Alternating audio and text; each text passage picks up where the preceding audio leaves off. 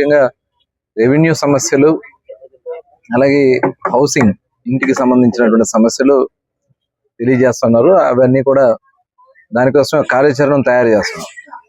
ముఖ్యంగా హౌసింగ్ కి సంబంధించి గత గవర్నమెంట్ లో ఒక ఉద్దేశపూర్వకంగా మరి ఆనాటి ముఖ్యమంత్రి జగన్మోహన్ రెడ్డి గారు G+3 హౌసెస్ అన్నిటిని కూడా ఆపేసి అక్కడ ఆ రోజున డబ్బులు కట్టుకుని అలాట్ అయినటువంటి వాళ్ళకేమో స్థలాల పేరుతో మోసం చేసి ఖాళీ పట్టాలు చేతిలో పెట్టి ఆ స్థలాలు కూడా చూపించకుండా ఇవాళ వాళ్ళందరినీ కూడా అర్థం కాని పరిస్థితిలో ఏర్పాటు చేశారు.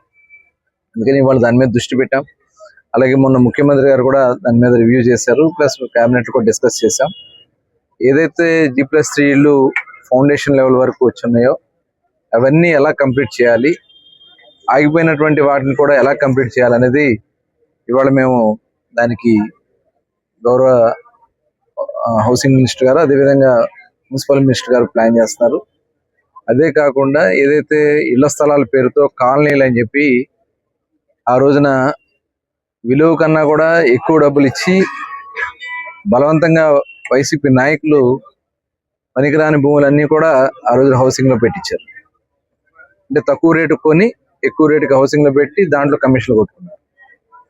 ఇవాళ దానివల్ల చాలా మంది సెంటు లేదంటే సెంటున్నర అవన్నీ కూడా నిరుపయోగంగా ఉన్నాయి. కొంతమంది స్టార్ట్ చేసుకున్నారు కానీ అక్కడికి వెళ్ళలేని పరిస్థితి, అక్కడ ఇన్ఫ్రాస్ట్రక్చర్ లేదు, అంతా కూడా అస్తవ్యస్తం చేశారు. దానికి ఇప్పుడు దాని మీద కూడా దృష్టి పెట్టాం. ఇవాళ ఎవరైతే సెంటు భూమి ఇచ్చారో వాళ్ళకి 2 సెంట్లు అర్బన్ ఏరియాలో, రూరల్లో సెంటున్నర ఇస్తే దాన్ని 3 సెంట్లు చేయడానికి ఇవాళ కార్యాచరణ తయారు చేస్తున్నాం. దానికోసమే కలెక్టర్లతో కూడా సమావేశం పెట్టుకుని త్వరలోనే నియోజకవర్గాల వారీగా ఆ సమస్యలు పరిష్కారం చేయడానికి, అంటే ఆల్రెడీ ఇల్లు స్టార్ట్ చేస్తే దాన్ని మనం ఏం చేయలేం.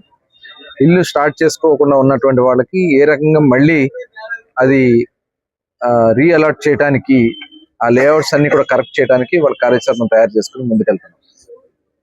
అలాగే మరి రెవెన్యూ మ్యాటర్స్ ముఖ్యంగా వాంటెడ్ గా కావాలనే ఉద్దేశంతో 22A పెట్టేశారు. 22A అంటే ప్రభుత్వ భూమి. ప్రైవేట్ ల్యాండ్స్ కూడా తీసుకెళ్లి 22A పెట్టారు.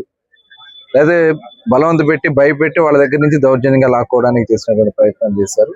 అవన్నీ కూడా ఇప్పుడు మళ్ళీ కరెక్ట్ చేస్తున్నాం. రికార్డ్స్ అన్ని కూడా కరెక్ట్ చేసి ఇవ్వడానికి కూడా రెవెన్యూ ఒక త్వరలోనే పరిష్కారం చేయాలని ముఖ్యమంత్రి గారు కూడా ఆదేశించారు. ఆ రకంగా జిల్లాలో ఏదైనా ఉన్నా కూడా వాటి మీద దృష్టి పెడతాం.